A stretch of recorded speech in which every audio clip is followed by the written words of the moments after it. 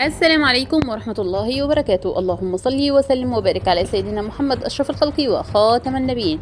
في هذا الفيديو سوف نعرض عليكم نزع صورة جمال بالماضي يثير جدلا واسعا في الجزائر. إليكم التفاصيل. انتشر في الأيام الأخيرة وعلى نطاق واسع في منصات التواصل الاجتماعي صور للناخب الوطني السابق جمال بالماضي صنعت جدلا كبيرا وانقسم حولها الكثيرون من الجزائريين. ظهرت في تلك الصورة أحد العمال ينزعون لافتة إشهارية ضخمة بها صورة الناخب الوطني السابق جمال بالماضي. وأكد بعض الناشطين على منصات التواصل الاجتماعي عن نزع صورة مدرب منتخب الجزائر السابق حدثت واقعة في مقر المديرية العامة لشركة موبيليس في المنطقة الصناعية لباب الزوار بالجزائر العاصمة.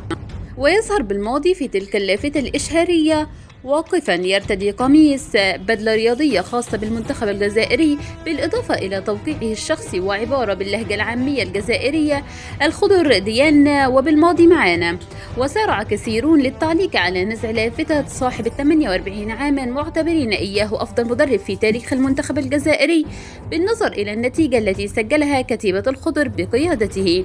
وذكر البعض بأن صاحب 48 عاما كان المتسبب في 3 نكسات كبيرة للمنتخب الجزائري رغم كل النجوم التي كانت تلعب تحت قيادته. هناك من يؤيد بقاءه ومن يؤيد رحيله. كانت نهائيات منافسات كأس إفريقيا بكوتيفوار 2023 آخر محطة يخوضها المدرب الوطني جمال بالماضي مع منتخب بلاده الجزائر. وبالنهاية، إذا كنت مع بقاء المدرب الوطني جمال بالماضي فعلوا هاشتاج مع بقاء بالماضي. وإذا أعجبكم الفيديو لا تنسوا الاشتراك بالقناة وتفعيل زر الجرس ليصلكم كل جديد. دمتم في أمان الله، ولا تنسوا الدعاء لإخواننا في غزة.